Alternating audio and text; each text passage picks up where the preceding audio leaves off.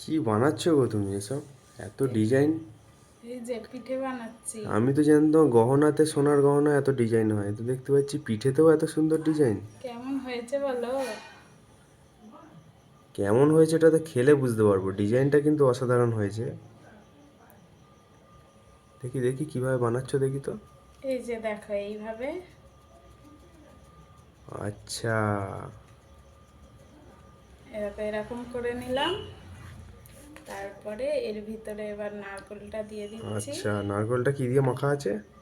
এটা তো ছাই মারা আছে, গুড় দেওয়া আছে, চিনি দেওয়া আছে এর মধ্যে। আচ্ছা।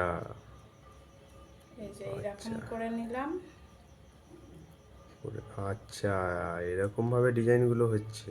এই দেখো বাহ! কেমন হয়েছে বলো? অসাধারণ ডিজাইন, এবার খেলে বুঝতে পারা যাবে।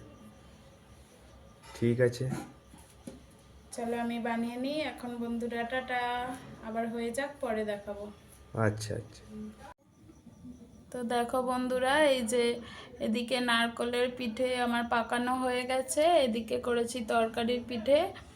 এগুলো আগে সেদ্ধ করতে বসিয়ে দিই, তারপরে এখনও বাকি আছে সেগুলো পাকাবো। এখন টাটা বন্ধুরা, আবার হয়ে যাক আবার দেখাবো। তো দেখো বন্ধুরা, পিঠে করা হয়ে গেছে।